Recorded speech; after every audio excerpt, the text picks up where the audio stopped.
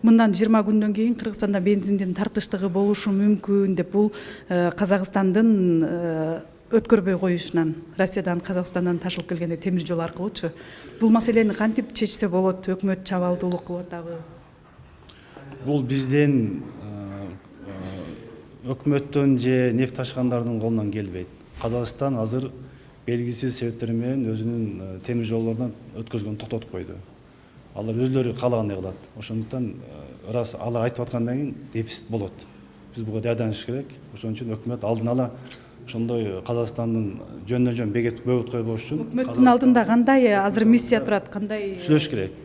Алдын ала барып сүйлөш керек. Казакстан эртең да бөгөт коюшу мүмкүн. Демек, биздин өкмөттүн төрагасы, анын урун басарлары Казак өкмөт төрагасы менен алдын ала сүйлөшүп, жакшы мамиледе болуп, ЕАЭСтин бизде келишимдер бар. БТОнун келишимдери бар. Ошону сактоого биз алдын ала айтып, алар менен сүйлөшүш керек. Бул эки тараптуу сүйлөшө турган маселе. Бул жерде дагы жогорку деңгээлде мамлекет башчыларынын, өкмөт башчыларынын сүйлөшүүлөр жүргүзүш керек. Бул жерде мен ойлойм ушул бул геополитикада ал жерде ошол Казакстан менен балким ошол Россиянын экөөнүн бир чечилбеген маселелери бар окшойт деп ойлойм да. Эмне дегенде бул бизге байланыштуу эмес деп атам да. Кыргызстанга байланыштуу эмес, бирок ошол ЖД составдардын анан ошол уруксатын бербей атат да ЖДгачы, именно ошол Россиядан чыгып аткан составдарга. А бирок мына бул жакта карап көрсөңөр, машиналар азайып калыптыр. Мурдагындай скопление жок. Значит, биз тараптан эч кандай маселе жок экен. Мен ойлоп атам, ошол бул Казакстан менен ошол Россиянын ортосундагы бир түшүнбөстүктөр болуп атабы деген ой кетип атат да.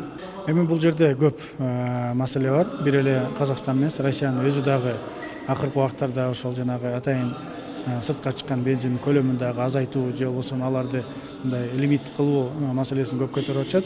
Жана ошондой эле биржадагы бир топ баалардын көтөрүлүшү да болуп атат. Бирок канча айтпайлы, баа көтөрүлгөнү менен бизде баа көтөрөт, а бирок биржада кээ бир учурларда 40 долларга чейин түшүп калат. Анда бизге эч түшүрбөйт да. Бул жерде дагы бир башка сыры бар да. Ал эми бүгүнкү күнү эмне үчүн бизде кымбаттап атат, эмне үчүн кирип айтат деп маселени албетте өкмөт өзү чечиш керек. Күнү түнү иштеш керек деп ойлойм. Жанагы Казакстан маселеси менен биргеликте чечиш керек деп ойлойм. Жана булар жайында суу кармап калдыңар дегендей бир мен оюм боюнча ошону шылтоо кылып, булар азыр бизди мүмкүн болушунча кысканга аракет кылып атышат. Но башка жолдорун издеш керек. Башка жол бар, Каспий жолу бар. Каспий менен Өзбек, Түркмөнстан, Түркмөнстандан Өзбекстан, Өзбекстандан кайра бизге келе турган башка ыкмаларды издеш керек. Башка жол жок. Эми тең ата сүйлөшүш керек. Башка аларга мен барып жалдырамак керек.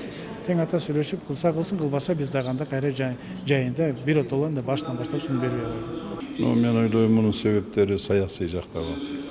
Жана болуп аткан саясийлер менен башталып, бир эле Казакстандын ичиндеги саясат эмес,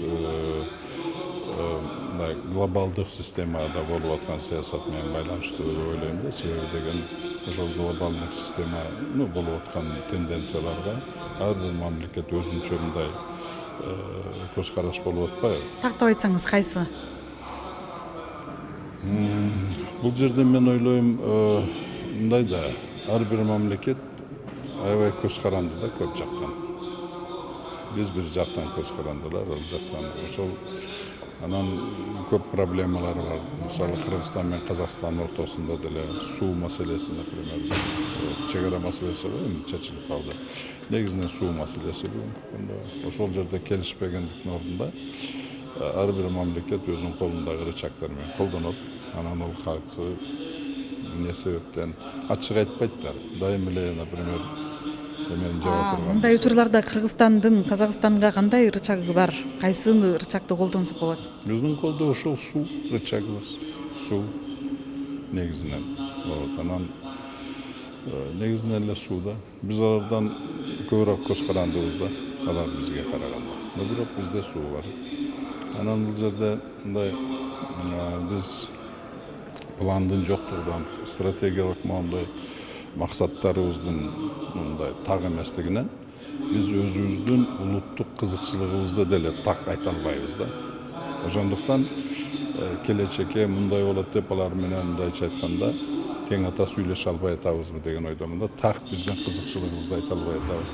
Могу текущий кызыкчылык деле айтып атабыз да. Мисалы мына өткөрбөй койду дагы жолду ачкыла, мындай дегендей. А вот перспективада мындай, бизде мындай. Эгер мисалы азыр силерге мындай уступкага бара турган болсо, келечекте биздин максат койгон максаттарыбызга жетпей калабыз. Ошо биздин деле кызыкчылыктарды эске алып койгула деген ушундай сөз болбой атабы деген ойдомун да.